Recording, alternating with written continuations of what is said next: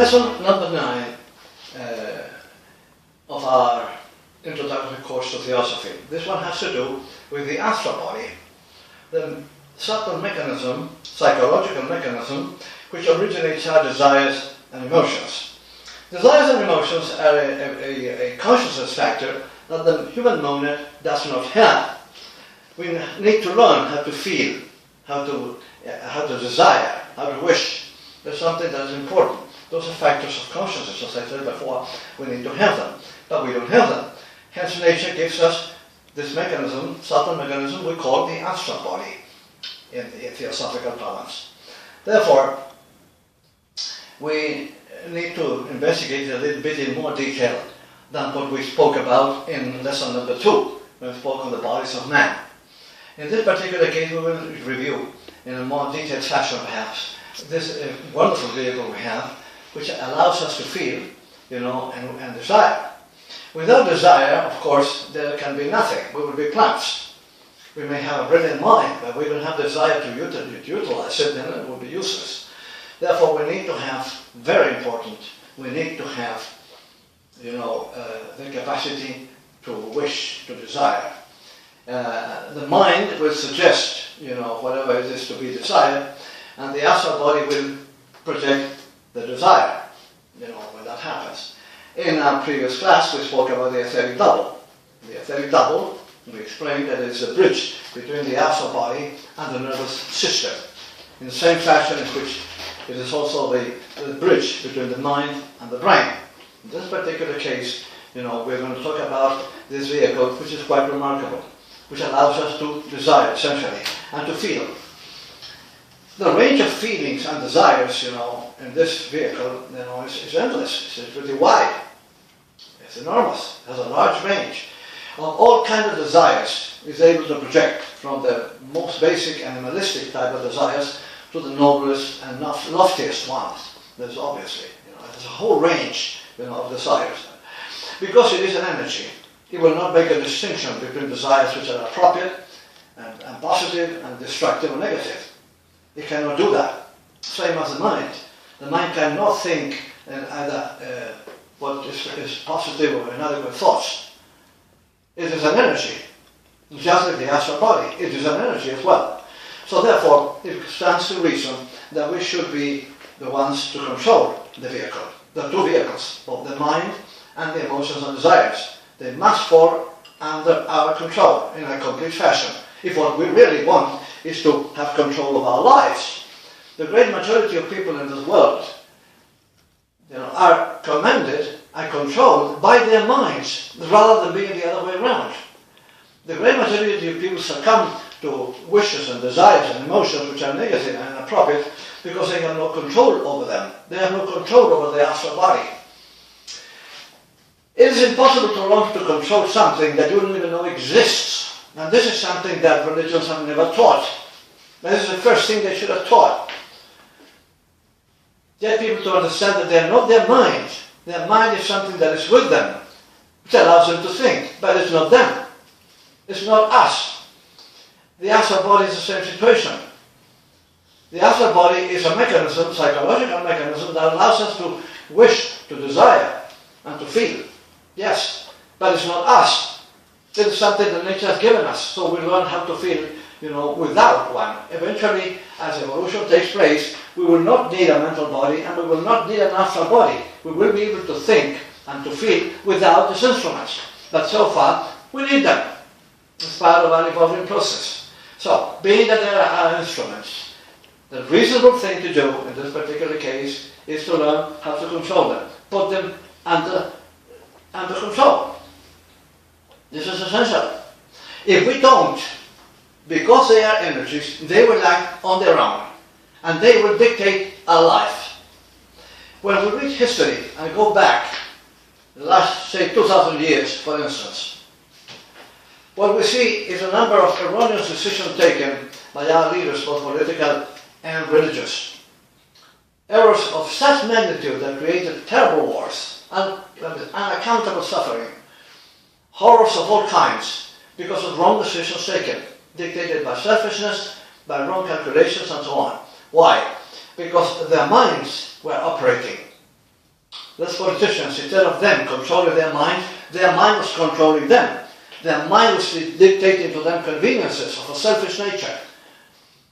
And in order to pursue whatever they thought they should have for their countries, they just proceeded, not realizing that they were being ill-advised by their own minds. When an individual is in control of his own mind, there will be nothing ignoble or inappropriate that will come forth. And most decisions, all decisions, by the way, will be correct. And will not be dictated by selfishness or inconsideration, self-advantage at the expense of others. Nothing of that, because of self that we are is incapable of those things. But the vehicle we're using to think with is capable of that and worse, because it has no ethics. It's an energy. The mind is an energy, focalized on every human being. So is the astral body, an energy focalized on every human being. If it is not put under control, there's no telling of the problems we're going to fall into, desires totally inappropriate, totally inadequate, which eventually may then end up in addictions which are very deleterious and very inappropriate for the physical body. Learning how to control these vehicles, in other words, is fundamental if what we want is to have a measure of advancement which is adequate in our process of evolvement.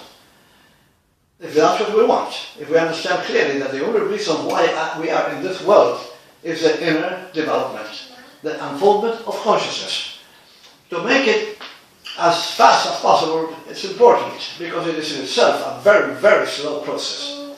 To make it even slower, would be a great mistake, under any circumstances that you can.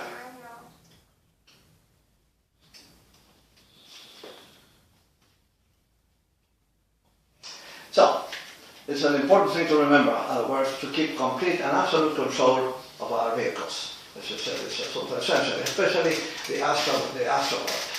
Desires and emotion can be very intense. The astral body is a very powerful energy. It's a cosmic energy, just like thought. Therefore, to learn how to put it under control, it's not easy. It may take many incarnations, many lives. But it is something that should be done if what we want is absolute control of our lives, and not to interrupt, the rhythm of advancement, which, as I said before, it is slow. Make it even slower. Having more incarnations than the ones we should have doesn't make any sense, because physical life is a very tough proposition. To keep incarnating because we're not using those incarnations appropriately to advance, then doesn't make any sense, does it? So we cannot complain of having a hard life if we are continually making the same mistakes, the result of which is that we don't control our vehicles. This is an important thing. Now, the aspect of the astral body, will be shown in my webpage. You can see there are different colors that have to do with different emotions and passions that take place. As I said before, the astral mechanism is capable of a wide range of emotions and thoughts, from the lowest one, animalistic ones, animalistic passions and so on, to the highest and noblest one. We can make a choice in terms of what to allow ourselves to feel. It's up to us. We are in complete control of the situation. And we feel and think whatever we want, whatever we choose to feel and think, using these mechanisms, any way we want to. So therefore, to use them properly, to experience only appropriate thoughts and appropriate emotions and desires, stands to common sense. If what we want is to advance and help our advancement, that's essentially the fundamental thing. Now, what is it that acts, in the astral body when it suggests to us, or pushes into the physical body undesirable emotions, desires, and addictions? Something called the astral elemental. This will require a small explanation. What happens is that other than the regular matter in space, in the universe, we have something which may be called pre-genetic matter, or very immature type of matter. It's non-molecular, I believe. It's called elemental essence. And this is a type of thing that exists both in the astral and in the mental worlds. When we see those worlds, I remind you of this graphic here, where we have the physical world as photographed by astronauts from space. Then around it, in soft red, we have the astral world, And then in blue, we have the mental world. Remember that the Earth has 7 spheres, like it's depicted here, which interpenetrate and interact with each other. Of these 3 spheres, the physical, the astral, emotional, and the mental, other vehicles, subtle vehicles, and the physical vehicle that we have to pursue our development. Essentially, that's what it is. Now, what happens is this. The astral body sometimes, suggests to us, procedures, actions, which will reveal, addictions and things which are very inadequate, very inappropriate, very destructive, very deleterious for the integrity, the physical integrity of the physical frame. Why is this happening? Because we have this elemental, astral elemental, which coexists with the physical, with the astral body. This is the problem we have there. When the child, screams and has his tantrums, trying to get what is being denied to him or her, when we are very young, 2 years old, something of that sort, it attracts elemental essence, which is looking for a strong vibration in order to unfold into real matter. So it attracts elemental essence, that's trapped by the astral body of the child, which is still pretty immature. And it starts, accumulating this over and over through each tantrum the child throws about. And this, in turn, coalesces into what is known as an elemental. Elementals are a very subtle type of entities, or bodies, that so the monad has to go through prior to entering the world by the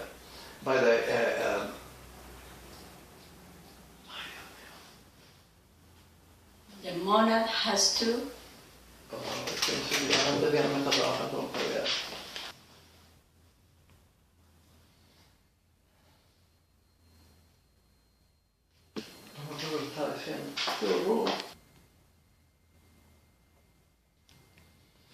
the monad has to keep control through its extension, which is soul. The spiritual ego in us, has to keep control over the vehicles. It's fundamental if what we want, as I said before, is to keep our life effective in terms of keeping it in maximum of evolution. Now, if this astral elemental, grows with the child until it becomes an adult, it becomes what we are known precisely by that name, the astral elemental. And it becomes like a parasite, which dominates completely the astral body and first of all starts controlling our life. It's a very primitive thing, so what it does, it enjoys pretty much everything that has to do with strong vibrations, things that have to do, that it expresses a great deal of delight. When we are involved in, for instance, an explosion of anger, for instance, that vibrates very fast, very powerfully. Therefore, that vibration, the astral elemental enjoys immensely, and does its very best to provoke in us situations which will bring us that type of explosion and the consequent vibration that it enjoys. It's like a little animal we have inside of ourselves. Now, when we disintegrate, normally, what the elemental astral does is it arranges the matter of the astral body, which is mixed, normally during the physical life, in layers. It feels the change when we lose the physical body. So it wants to protect itself. And it arranges that matter of the astral body in layers. The one that was very mixed during the incarnation, now it's arranged in layers. And putting the growths on the outside. And what happens then is that when we wake up in the astral body after we've lost the physical, we end up precisely in the subdivision here that will be in line with the vibration of that outer level, that outer shell, so to speak. Now, that outer type of grosses, that basic type of astral matter that we have in our astral body, is a result of addictions, of things which are not appropriate. Now, what happens is that because in the astral world we cannot satisfy those addictions because we don't have the instrument for it. That was the physical body, and that one we lost. Therefore, because we cannot satisfy those habits, we cannot give them satisfaction, the energy flows down. Eventually, that outer layer gradually disintegrates. The moment that disintegrates, our consciousness shifts to the next level. And then the the next layer will disintegrate and will move to the next level, and so on and on. As long as the layers of astral matter go disappearing one after the other one, we keep our consciousness shifting to the higher levels of the astral world, which only will express things which are thoughts, emotions, and desires of a lofty, higher nature. Nothing philanthropic and loving and that sort of thing, but nothing of a low nature. In the meantime, the astral elemental disintegrates. That's it, we're trying to avoid that, but eventually we cannot avoid it. As long as we get rid of the things that somehow originated it, now it loses energy and eventually it disintegrates. That's on the astral elemental. To wrest the astral elemental away from control of our lives is consequently fundamental. It's like a little animal and it can be trained. All animals can be trained. Even human beings can be trained. So, be reasonable about this whole thing, and realize that when we are indulging in things that we ourselves feel terrified about sometimes, or horrified about, and say, how could I possibly have done that? How could I possibly have, proceeded in this direction? And we are horrified of what we did, even when it's not something so serious. Still, it's not us. It is we're under the control of our astral elemental. So to learn how to control it, it's through meditation. All this we will explain during the second phase of the course, when we talk about meditation as an instrument, to put the vehicles, the mental and the astral, under our control. It's fundamental to do that. It's what we want, is to keep a proper rhythm in the process of unfoldment of our consciousness. It's fundamental.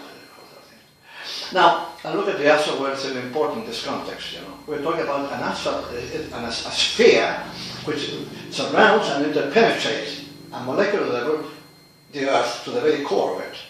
That's what we're talking about. It goes about 225,000 miles, more or less to the orbit of the Moon, more or less when it's a closest approximation, because it is elliptical. And more or less from that point on, it becomes the mental sphere. But up to that particular point, we still have the astral, what we call the astral sphere. When the individual has lost his physical body, the consciousness will focus on the next most dense vehicle, because the etheric double has disintegrated as well. What we have now is the consciousness focused on the astral sphere of the Earth.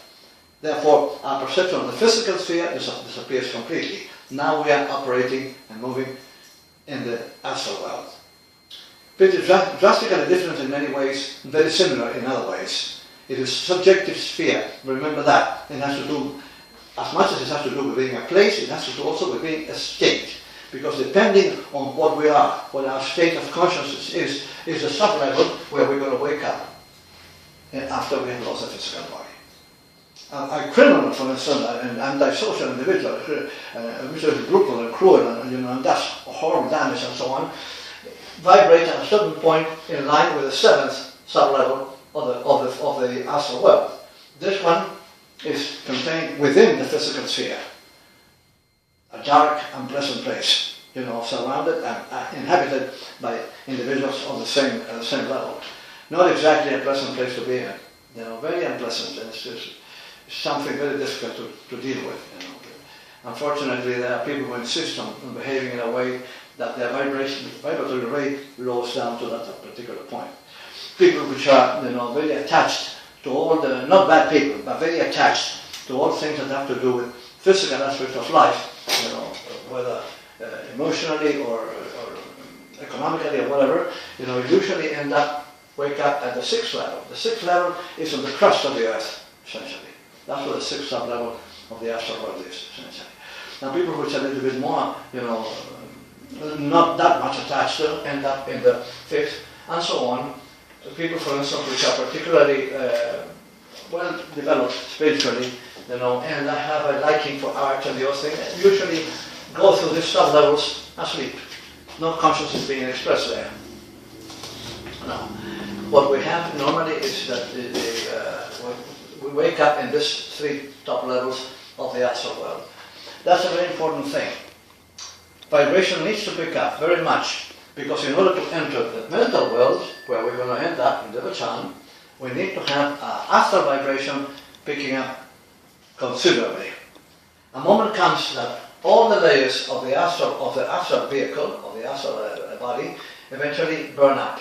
until you get to the subtlest one. This is the one that vibrates very fast. And we stay there until the vibration has raised enough to enter the mental world, which is the next stage. And the astral body disintegrates. That's what we are told. Now, is it possible to communicate with deceased people, which are in the astral world? It all depends on the amount of time. Some people have died, say, recently. Yes, it is possible. Is it adequate? It is not adequate at all.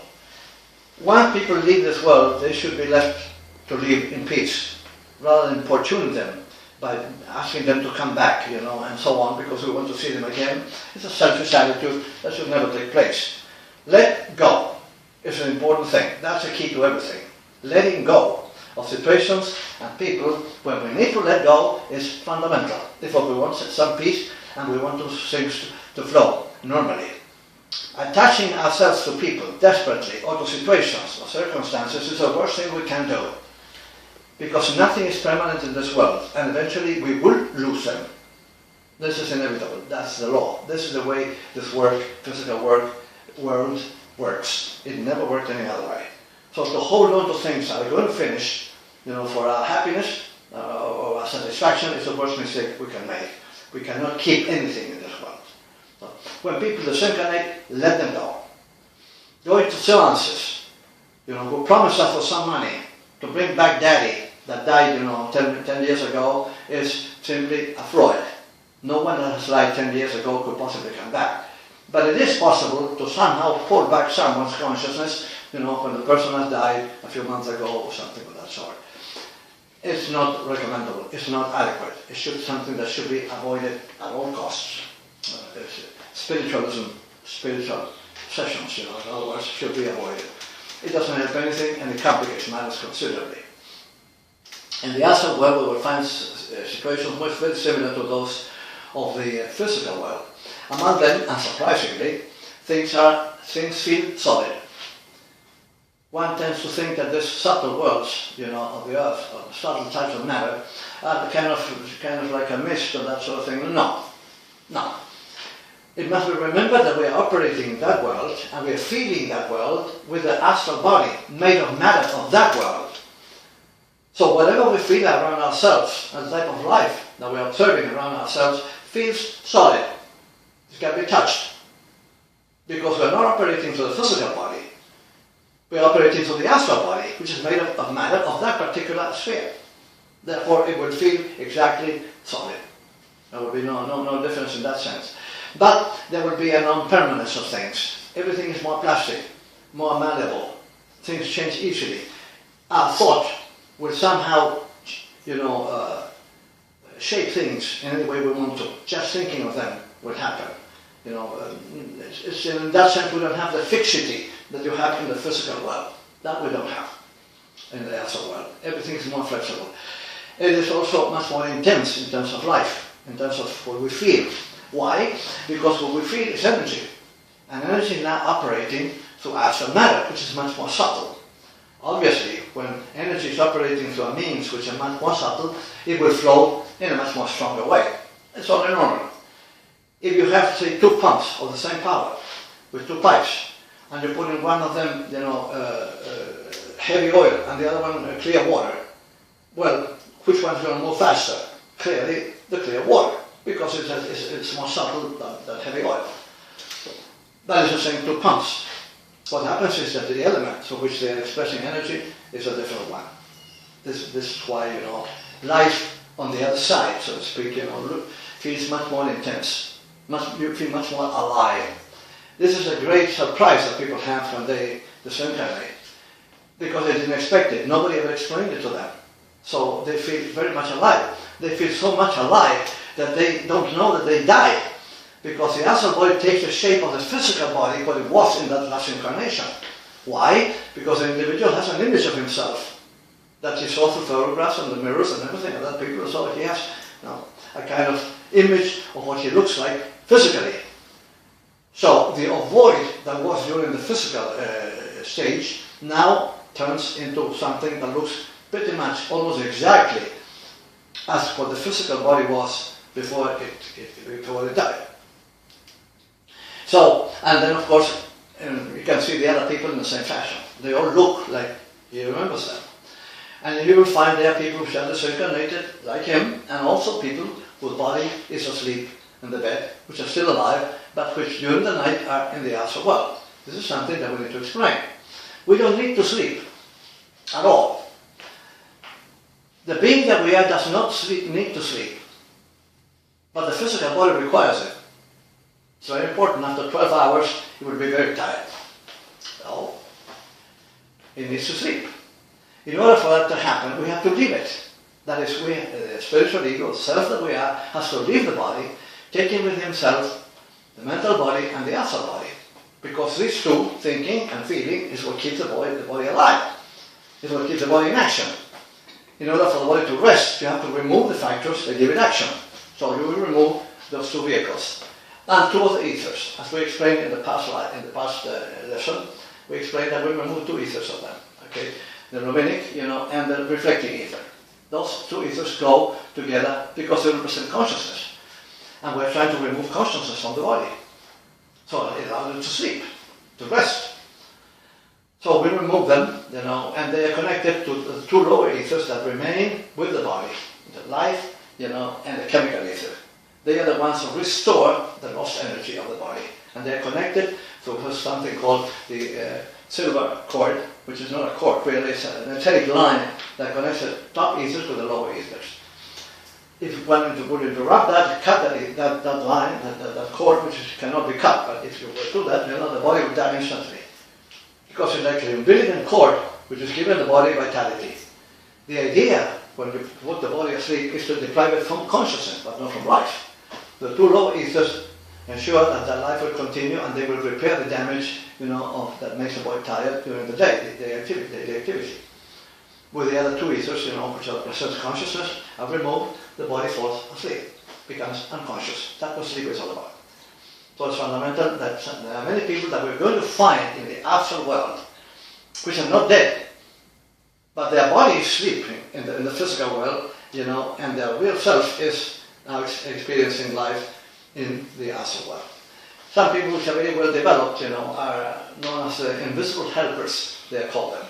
They could be disincarnated, or people which are not disincarnated yet, but who are willing to help those who disincarnate and get very disoriented. Among other things, because the astral body does not have senses.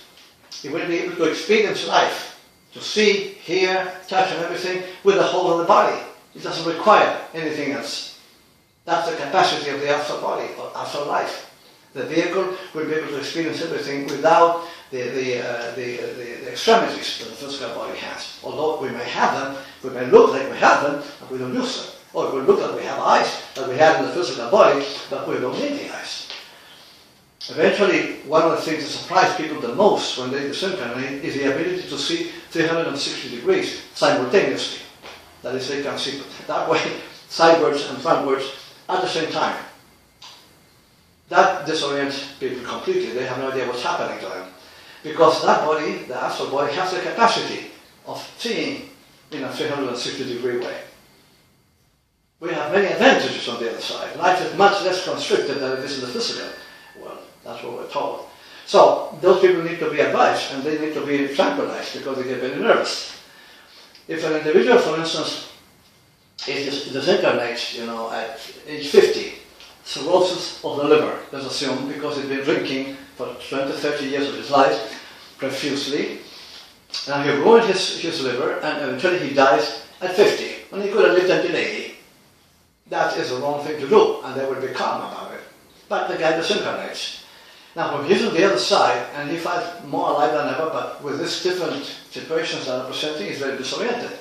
So the first thing he wants is a drink. When he thinks of a drink, he will have it in front of him. Because mind moves astral matter with no problem. Doesn't have to be a super mind. Doesn't have to be any training. Just the thought will operate on astral matter very easily. So the moment the guy thinks of a drink, he's got it in front of him. His favorite drink. He will drink it and will feel nothing. Because in order to feel, he needed the nervous system or the physical body. And that one died. He doesn't have it anymore. So he thinks it's a question of more liquor. No matter how much liquor he may have, barrels of liquor and so on, he won't feel anything. And then comes the despair. to get rid of an addiction in the physical world, like alcoholism, is a pretty tough thing to do. If you do it without drugs, it's a really horrible thing. It'll take about 3 or 4 days of continual agony and in completely isolated conditions in order to get rid of it. Now, in the astral world, where feelings are 10 times more intense, that impossibility to satisfy that craving really makes the individual suffer intensely. That is what is known as purgatory. But as a result of that, it kills the habit. And they all have our habits that cannot be satisfied at an astral level because of the lack of gratification will disappear, and we will be cleansed from all that garbage, essentially. The problem is that if we don't deal with our problems, our addictions, negative addictions, during the physical life, in the astral world we will be obligated by it because of the nature of the world and the vehicle. And what happens is in that particular case, when we come back into incarnation, the tendency to fall into that will be always present. Because we have not gotten rid of that, of our own accord, but pushed by the laws of nature. That's not the idea. The idea to get rid of alcoholism or any kind of drugs, for instance, is to do it while we are incarnated in the physical body. When that happens, and we disincarnate, we will never have that problem, and that habit will never pursue us again. Nature will reward us, and will protect us from that sort of thing. It's a very important thing. Now, some people have asked me, how long do we have to remain in the astral world before we enter the mental world? The only information I have is from Charles Leadbeater, who was a clairvoyant, trained to that purpose, and who says that it is anywhere, for the average individual, anywhere between 20 and 40 years. But this is measured by physical time. There's no way of measuring astral time. Over there, it may feel like more time, or less, depending on the intensity of whatever we need to eliminate. If we have been indulging in a certain habit for 60 years or something of that sort, it's pretty crystallized. And that will probably force us to stay in one of the lower subdivisions of the astral world for a long time, way more than 20 or 40 years, until that energy is eventually dissipated because of lack of satisfaction. So, it all depends on us. One of the most important things predicated in this type of philosophy that I'm sharing with you guys now is to understand that everything that happens to us because of us. And the only way to get rid of us is our own personal effort. There's no such thing as redemption by anyone. There's no reason why that should happen. These are not the laws of nature. The laws of nature are very clear, very appropriate. And nature is a loving mother. It's also a stern one. It's telling us, you want something, you have to fight for it. You have to pursue it with dedication, with discipline, determination, and so on. If you want to get rid of habits, that's exactly what you need to do also. Anything we do, we can do ourselves. We don't need the help of anyone. And God does not get involved, because there's no need for God to get involved. We have laws. The laws of the universe will provide for us everything we require for the unfoldment of consciousness. Even those which are dissuasive methods, which sometimes are pretty drastic, still necessary and required for us to, not to interrupt our advancement. It's a very important thing. Now,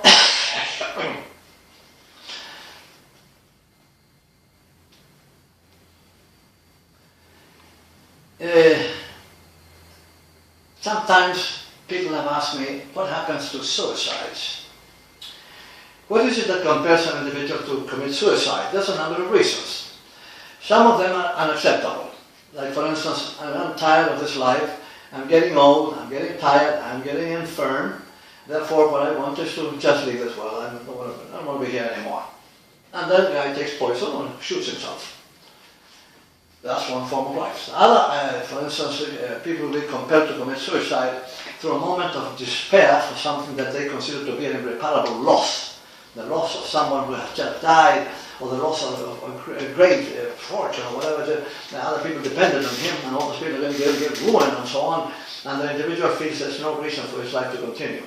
Then, of course, there is also what is known as temporary insanity, which is something that some judicial systems or different countries contemplate to absolve even someone who's homicidal, who has killed someone in a moment of complete lack of control His mind wasn't there. The man is therefore morally not responsible. And he may be exonerated by the law of the country if it is proven that it was something that it was out of his control, that he completely lost his mind in that particular case.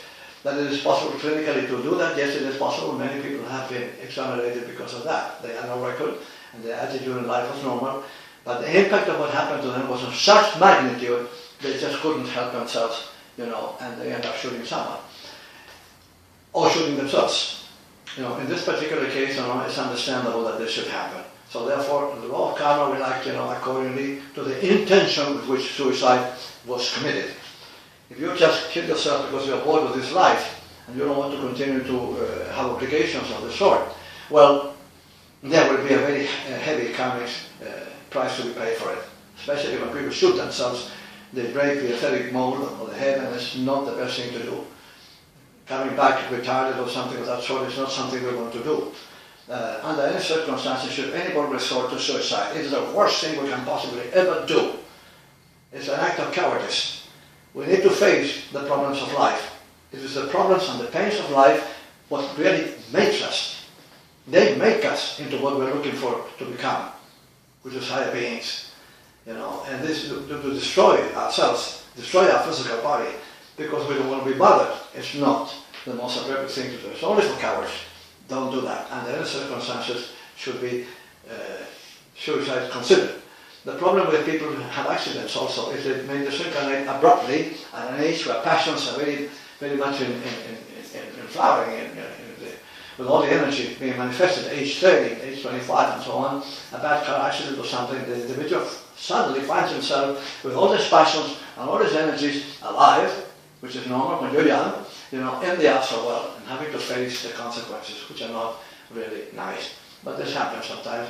The accident is not the blame of the individual. He will be helped in the astral world so as to be able to overcome the difficulties he will have to face as a result of the abrupt disincarnation was not supposed to happen.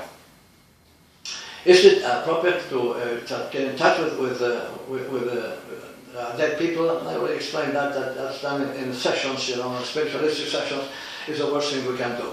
It's not something the masters approve. It is not. We have no guarantee that whoever is coming, that we are invoking, will be the person we're looking for.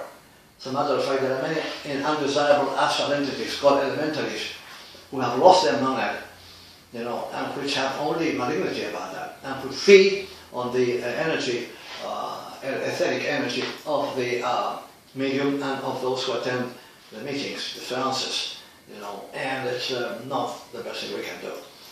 Among other things, because the individual being invoked is not the one that counts.